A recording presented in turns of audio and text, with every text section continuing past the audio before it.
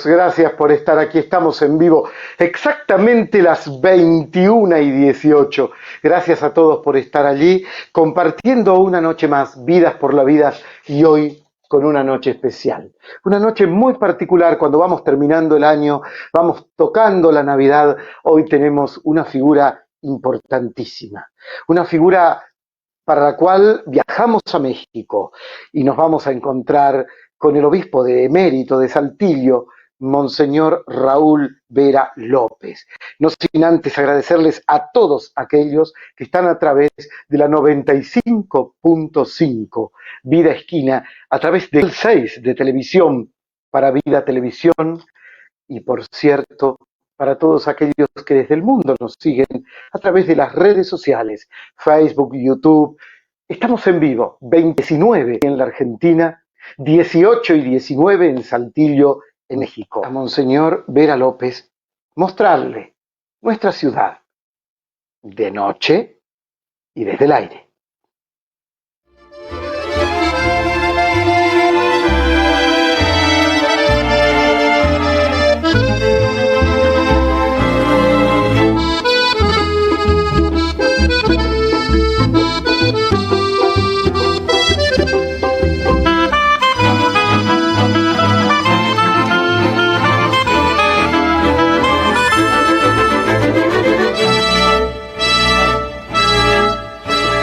Toda la historia del hombre está en la historia de uno solo, como la mies dentro del grano, escribió Goytisolo, el poeta español. Nació un 21 de junio, cuando empieza el verano en el hemisferio norte. Se licenció en química y su paso por la universidad no concluyó allí, porque inmediatamente abraza la vocación sacerdotal. Le preguntaremos cómo, cuándo y por qué. Y sigue sus estudios en la universidad y va a la universidad, a la Angelicum en Roma, donde allí, en la Universidad Santo Tomás, egresa con la Summa Cum Laude, el máximo galardón que puede obtener un alumno como licenciado en teología. Pero lo cierto es que en 1975, un 29 de junio, lo ordena sacerdote Paulo VI, hoy santo. Y años después, en 1988, un 6 de enero, lo consagra obispo el Papa Juan Pablo II, hoy santo. Para mí, que ya tiene guardaespaldas en el cielo. Es un hombre luchador por la causa del hombre, del ser humano, del varón y de la mujer, de aquellos que quieren encontrar un sentido a su vida y lo encuentran en el amor, que también se hace lucha. Un hombre que trasciende a nuestro tiempo. Vamos pues a Saltillo, México, a hablar con su obispo, Monseñor Raúl Vera López. Para todos, don Raúl. Bienvenido a la Argentina, esta es su casa, don Raúl. Muchas gracias, Víctor, eres muy amable, muchas gracias. Muchísimas gracias. Y una disculpa por este inconveniente, pero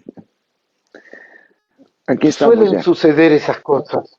Suelen suceder esas cosas en este tiempo cibernético. Claro. Gracias. ¿A dónde nos llevará este tiempo, Monseñor? Pues si no logramos tomar un paso diferente al que nos trajo al COVID, al que nos trajo a la distribución de oportunidades más desigual, que no creo que en otra historia del planeta los hubiera habido, porque este modelo económico mundial está preparado para ponerse al servicio de unos cuantos y dejar en el camino a muchísimos. Si no cambiamos, si nosotros creemos que vamos a volver a lo que llamábamos la normalidad antes del COVID, si nosotros no reaccionamos, pues ¿a dónde nos va a llevar? Bueno, pues tenemos, además del COVID, tenemos el calentamiento global que nos conduce a hacer explotar el planeta. si no cambiamos esto. Luego, si no cambiamos el modelo económico, pues de ahí nuestros políticos contemporáneos han aprendido a adorar el dinero, al dios dinero, dentro de este sistema. Y con mucho gusto se unen a él. Y con mucho gusto transforman las estructuras eh, políticas, especialmente si pensamos en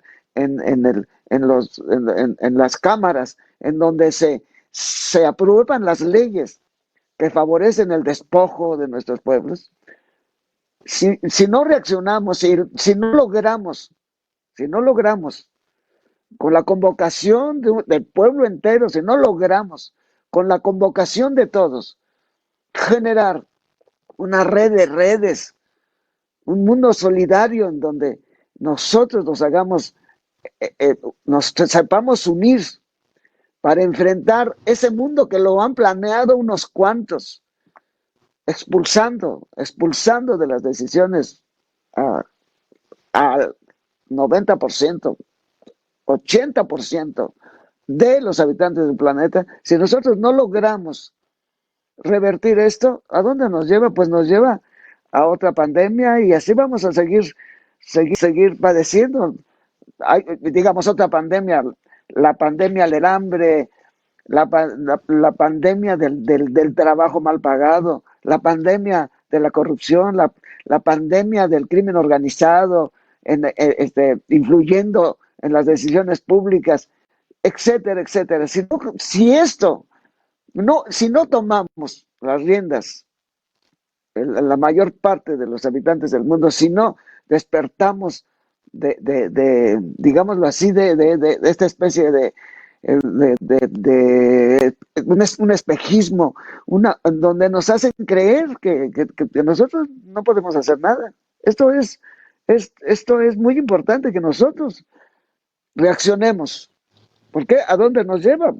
Si vamos a retomar el camino que el mundo traía antes de este COVID, que nos ha hecho el favor, este coronavirus, este SARS-CoV-2, nos ha hecho ver cómo ha sido puesto en evidencia. Estoy hablando concretamente en México, pero es la misma historia por todos los países. Un sistema de salud pública colapsado, y que lo han hecho colapsar para tener a los enfermos, tener al pueblo sujeto a la iniciativa privada. Aquí tenían planeado, digamos, porque en este momento, bueno, tenemos un gobierno que todavía le falta hacer mucho y transformar sobre todo la Constitución de nuevo. Está tratando de gobernar con una Constitución que fue construida a favor de unos cuantos. Entonces, si no se decide este sistema que quiere salvar a tener una verdadera democracia participativa, una verdadera democracia en la que todos los ciudadanos entremos a la gobernanza del país, pues no va a pasar lo que ellos están buscando. No lo van a lograr.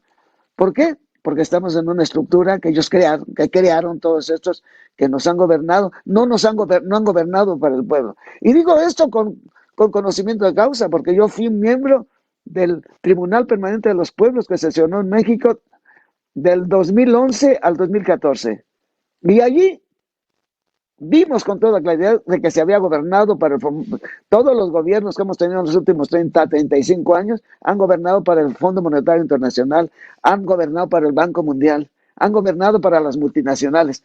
Todas nuestras leyes son a favor de todos estos. Entonces, la reacción está en que logremos que ya no se multipliquen no solo las inequidades, sino las iniquidades, que no se multipliquen gracias a que se han llevado han elevado a políticas públicas verdaderos crímenes, verdaderas tácticas criminales. Lo han hecho así. Y ahora se está descubriendo aquí en México que recibieron dinero para transformar todo eso. hubo corrupción ahí dentro de los diputados y las grandes multinacionales echaron esto. Bueno, si no cambiamos esto, tendremos más de lo mismo. Cuando cuando usted plantea esto, se me ocurre, don Raúl, una pregunta. Parece como una tabla de doble entrada, ¿no? Por un lado, gobernantes que hacen esto, y por el otro, ciudadanos que no estamos empoderados suficientemente. Tenemos ¿Es que así? hacer un trabajo, exactamente, tenemos que hacer un trabajo de construcción histórica. Mira, nosotros acabamos de celebrar el 12 de diciembre la fiesta de Nuestra Señora de Guadalupe, que hoy es patrona de América. Hoy María de Guadalupe este, ha llegado a los extremos del continente. Y lo que yo prediqué, una de las cosas que prediqué, fue cómo la Virgen de Guadalupe vino y llamó al indígena despreciado, el indígena que fue tratado mal cuando llegó a la curia del obispo con el recado de la Virgen María, y pues un recién bautizado, un recién catequizado, uno que todavía estaba aprendiendo la fe. ¿Cómo que la Virgen María le habló a este? Pues así es que el obispo le dijo, mira, otro día te escucharé. Y le dijo, él regresó y le dijo a María de Guadalupe, mira, él me dijo que me iba a escuchar otro día, pero ¿quieres que yo te diga? No me creyó. ¿Y sabes por qué? Porque yo soy una persona que no vale nada. No sé, soy una persona que no vale nada. Y él se, se, se identificó con los instrumentos para cargar las cosas allá en el mercado, el mecapal, la piragua, bueno, todo lo que él usaba. Dice, yo soy como eso, o sea, yo no tengo ni nombre, no, nadie. A mí tú del mecapal, hey, tú del mecate, hey, tú para cargar. Dice, manda a una persona importante. Y María le dice, me es muy importante que seas tú. Ve y pon todo tu empeño. El Papa Francisco aquí en México, cuando predicó en la Basílica de Guadalupe una misa, habló de que Juan Diego, el hecho de que María lo eligiera para ser su mensajero, porque después ya cuando el obispo dice, bueno, tráeme una prueba, a ver si es cierto lo que estás diciendo. Entonces él tenía que regresar por la prueba. Entonces, pero él ya había captado que María lo elegía, elegirlo a él era un acto de justicia de parte de la Señora del Cielo. Elegirlo a él. Él se entendió como parte de un proyecto en el que María, por justicia, lo estaba incorporando. Sí, y tan entendió eso que cuando ya se realiza el milagro, él lleva las flores que le mandó a cortar, que era imposible que hubiera esas flores en ese momento en México, además en el invierno. Y cuando llega él con esas flores, además, y abre su tilma para que salgan las flores, para ponerlas a los pies del obispo, aparece la tilma que tenemos, la imagen de María de Guadalupe. ¿Qué hizo Juan Diego? Se quedó para platicarle a la gente. Desde ese momento Juan Diego renunció a su vida independiente o como la llevaba, y se quedó al lado de aquella ermita, y él empezó a hacer la promoción del mensaje de María de Guadalupe para ese pueblo. Y le decía yo a la gente, miren, la Virgen María con Juan Diego inició un proyecto que en el 2031 va a cumplir 500 años. No solamente nos ha caído el proyecto de evangelización que María de Guadalupe inició con su aparición, sino que se ha extendido a todo el continente. Entonces, ahí está. Esto que me decías, tenemos que ser sujetos, constructores, nos tenemos que hacer responsables. Es muy interesante cómo el Santo Padre nos invita a, a hacernos sujetos de la construcción histórica. El Santo Padre esto es lo que quiere. Por eso, en esta convocatoria que hace para que hagamos otro mundo diferente, construyamos otro mundo. Los primeros convocados fueron los miembros de los movimientos populares que se han reunido con él.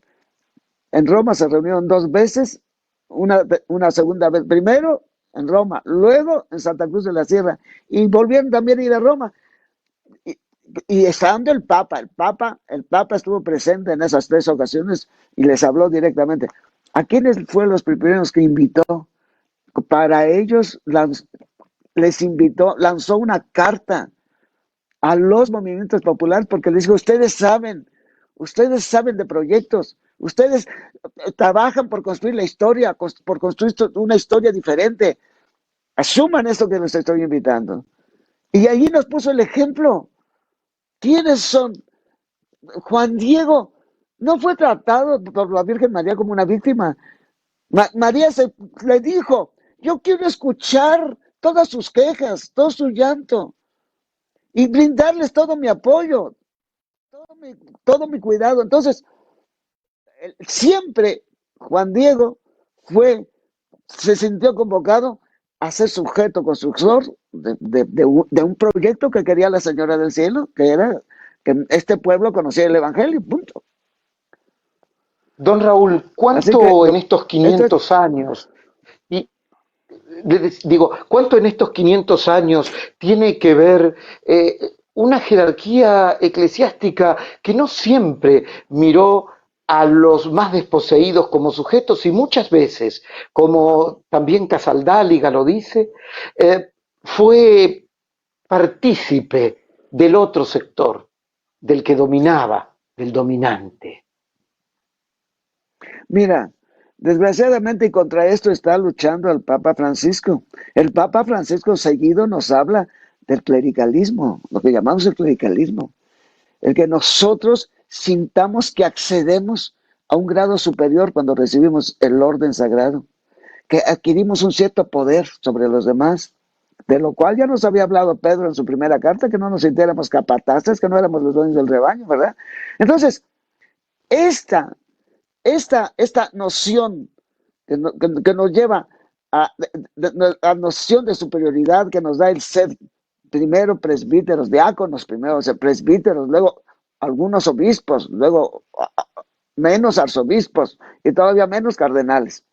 Entonces, esto de entender que yo, como párroco en un pueblo, pues tengo que estar del lado de los constructores de esta sociedad. La iglesia es constructora de esta sociedad, por lo tanto, yo me debo llevar bien con el presidente municipal y con su gente.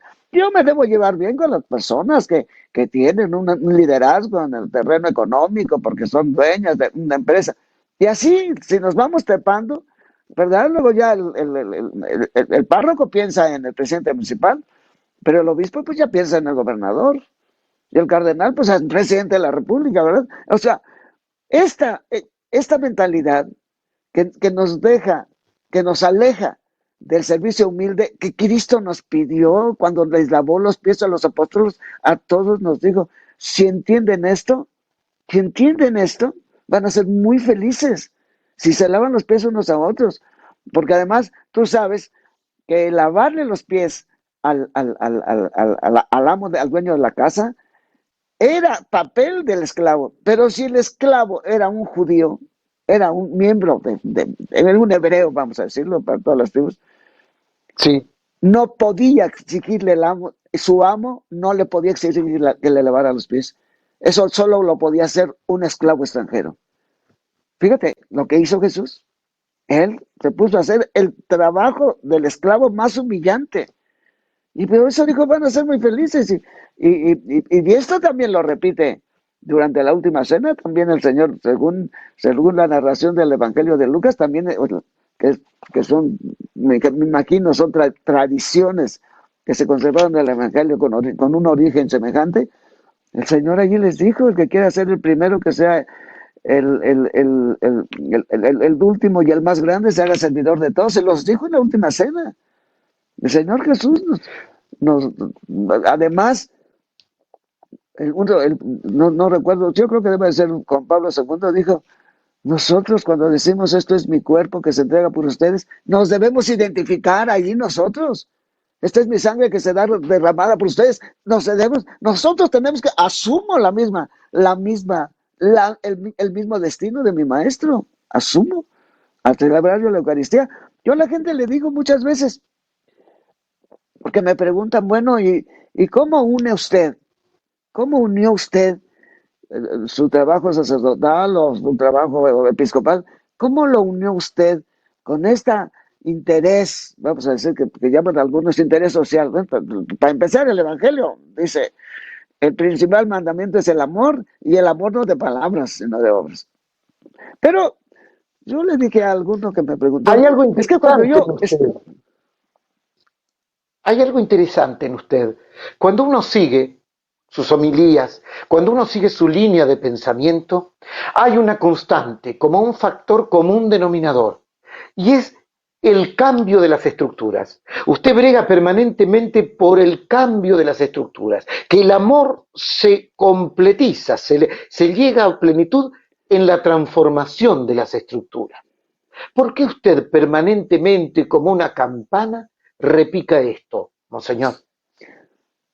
Porque desde que era yo estudiante universitario, cuando era yo estudiante universitario, yo, como tú dijiste, yo soy ingeniero químico, junto a la Universidad Nacional, no estaba en una universidad confesional, no estaba en una universidad de religiosos, era la universidad pública, la Universidad Nacional Autónoma de México, que estaba en la Ciudad de México.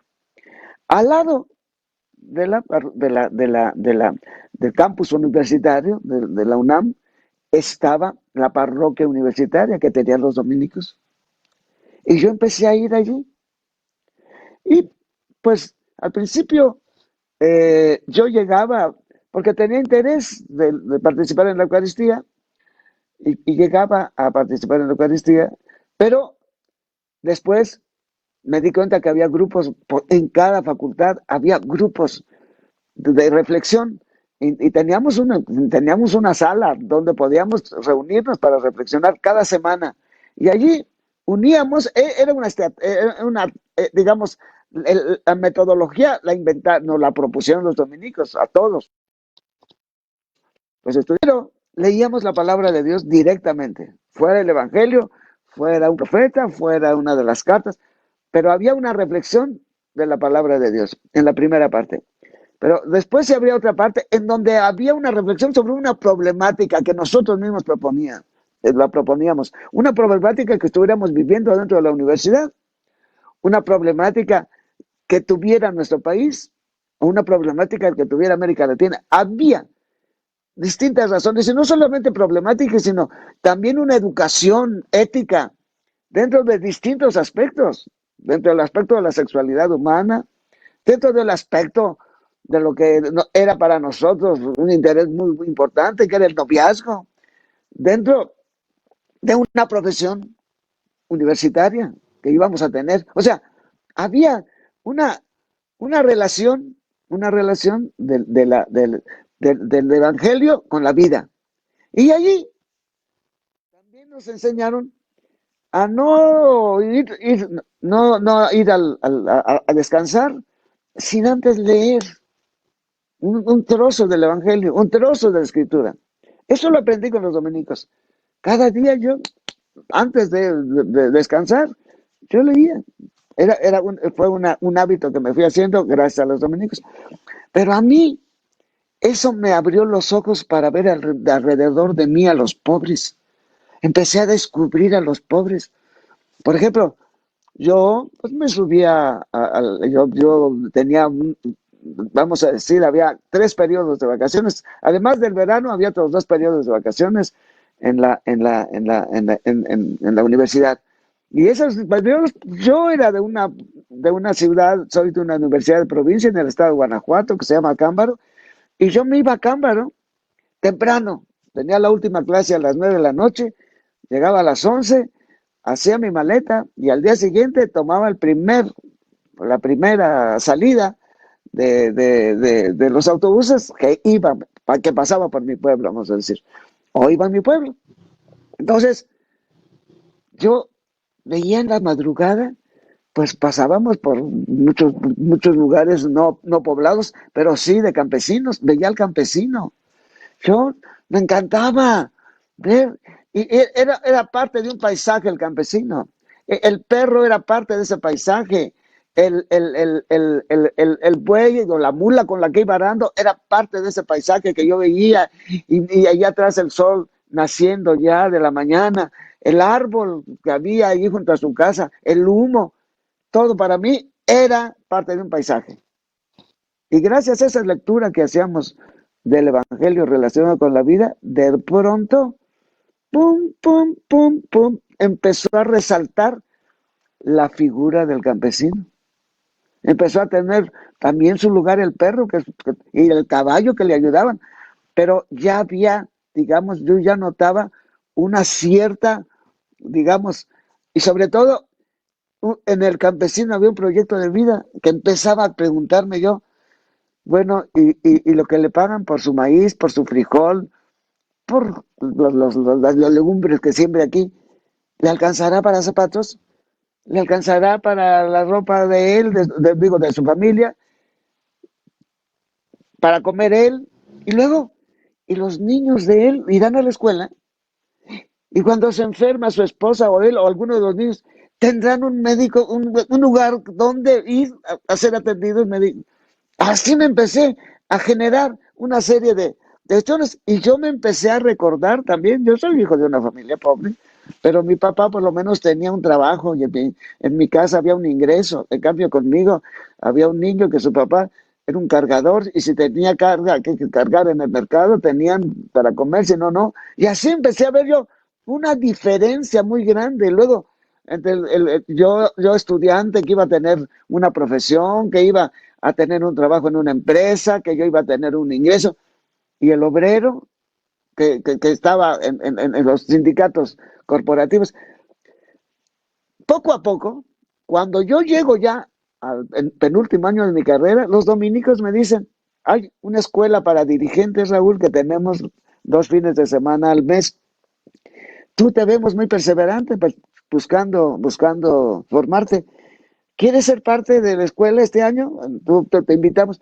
Claro que sí. Y allí empecé a recibir una formación sistemática. Y allí entendí que la pobreza nace de una estructura con intereses, todo lo que te estuve diciendo primero, una estructura en donde se maneja el obrero, que en el sindicato tiene derechos. No, pues el Estado encuentra la manera de corromper el mismo sindicato y tener a los líderes amarrados nada más para que les den votos, ¿verdad? Al partido, porque eran partidos políticos, sobre todo en ese tiempo solo teníamos un partido político el que llevaba todo eso. Y luego empecé a ver que iba a trabajar para puras empresas transnacionales, les llamábamos entonces, y eran empresas que venían de Estados Unidos. Y luego empecé a aprender que la estructura corrupta de México empezó la organización de la transformación industrial de manera corrupta,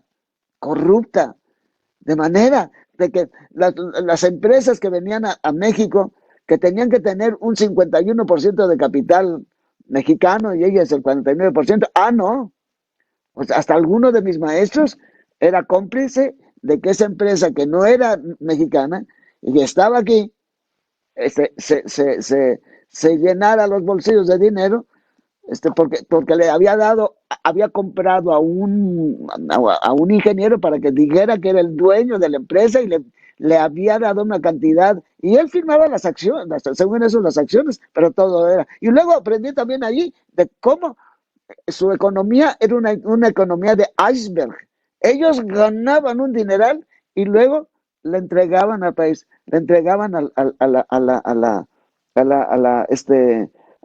a México en sus impuestos, no entregaban nada comparado con lo que se llevaban. Todo esto lo aprendí gracias a que tenía laicos honestos, sociólogos, analistas, luego sacerdotes, expertos en doctrina social, geniales. Yo tuve una formación y de allí salí de esa formación, tema de las estructuras, una estructura que está corrupta, una estructura que se pone al servicio, por ejemplo, que maneja a los obreros junto con el gobierno. Pero todo eso se hace gracias a estructuras llenas de corrupción, llenas de ambición, en donde se manipula luego las leyes del salario mínimo. O sea, el Papa lo dice muchas veces. Dice, cuando entran en las políticas públicas la inmoralidad y la falta de ética, se arruina todo un país. Por eso y luego también aprendí en mi carrera de químico, yo aprendí que una planta no funciona sin unas estructuras adecuadas de producción, sin un equipo que se maneje muy sabiamente. Pues yo, cuando me hacen obispo, inmediatamente yo a los dioses he caído el plan pastoral. Si no lo tienen, tiene que haber un proyecto muy claro y tiene que haber estructuras sanas y tiene que formen. Primero tenemos que incorporar a la formación, a los laicos, incorporar a todos los bautizados, estructuras de evangelización que funcionen. O sea, dentro de mi misma mentalidad pastoral Esas entra el estructuras, tema de que esas, tenemos que estar organizados. ¿Sí? esas estructuras de las que habla y nos da un diagnóstico tan certero como de un enfermo casi terminal si continuamos con las mismas conductas, eh, ¿tienen cura? Y si hay, ¿cuál Claro, sería la cura? pues la cura que me dieron a mí los dominicos, me cambiaron la cabeza, me cambiaron la mente y me cambiaron el corazón.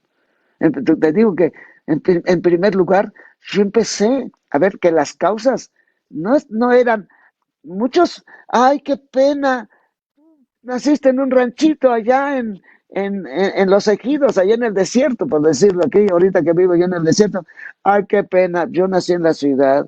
Qué pena que tú no fuiste a la escuela. A mí mis papás sí me dieron a la escuela. Ay, qué mala suerte. Eso no es de bueno, mala suerte. O sea, es que yo en Europa pasé parte de mi formación y yo conocí pobladores que tenían que para poder aprovechar el agua en un determinado lugar para producir, se iban allá y hasta allá les llegaba la luz eléctrica, hasta allá el Estado ponía vía de comunicación. Esto, esto es entender cómo gobernar, entender cómo hacer que un pueblo crezca y nazca. Pero si los que entran a robar, los que entran. Es por eso decía yo, cuánto daño nos hace que yo entro a sentirme el non plus ultra en la iglesia porque yo soy sacerdote. Lo que menos vas a hacer es promover a los laicos, lo que menos vas a hacer es hacer que ellos crezcan. Entre más los tengas allá ganados, y porque yo voy a brillar más. Oye, a todo mundo le hace daño la manipulación de la gente. Entonces, eso lo tengo como principio porque es la dignidad humana. Cuando se trata a la gente con dignidad, lo haces partícipe de la construcción de la sociedad. Sí, cuando lo tienes así y que además le generas unas estructuras de educación manipulado, ay, Dios mío, Dios mío. O sea, Una, primero está el amor. una, apa, El me amor es una decía, respuesta, el amor a la persona. el amor es la respuesta, me dice. Y hace 2 párrafos atrás me contaba que en la universidad hablaban sobre sexualidad humana. Y de pronto usted es un obispo que se caracteriza por haber acogido, por hacer una hoguera, un fogón donde se nuclean los movimientos LGTB en relación a la fe. ¿Cómo nace esto y por qué ante aquellos que muchas veces se los ve como desclasados dentro de nuestra misma religión? Tú lo has dicho, tú lo has dicho, tú lo has dicho. Esa victimación que se hace de ellos. Nosotros vimos en un periódico de allá del norte, yo tenía, la diócesis, cuando yo llegué, la diócesis de Saltillo tenía habitantes, tenía a su cargo hasta la frontera de Coahuila, el estado de Coahuila, donde estaba Saltillo, con Estados Unidos. Entonces, en una de las parroquias más cerca de la frontera, publica un diario publica, y en una ciudad grande, no era un pueblito, un diario de una ciudad. Sabinas, no digo que era una super ciudad, pero ya era una ciudad que tenía una cultura y tenía una estructura. Publica uno de los diarios a un homosexual golpeado por personas de la sociedad por el hecho de ser homosexual, con una leyenda de burla en medio de sangre. ¿Eh? O aquel otro muchacho que le llega a un sacerdote, que fue precisamente el que me dice, ¿por qué no organizamos el servicio a ellos? Llega, solamente salió de su casa con la pijama que traía puesta, porque el papá le descubrió una notita, no una carta, una notita así, cariñosa, que el papá se dio cuenta que el hijo tenía era novio no tenía novia, sino novio. Entonces, en ese momento el papá, a las 5 de la mañana, lo agarró, lo echó a la calle. ¿Qué hizo el muchacho? Pues irse a la casa del padre que él conocía, que ya les atendía un padre, bueno, personalmente no había organizado todavía trabajo pastoral con ellos, pero era de los que sabían que no era homofóbico. Entonces, así llegó. Entonces se juntaron esos dos hechos.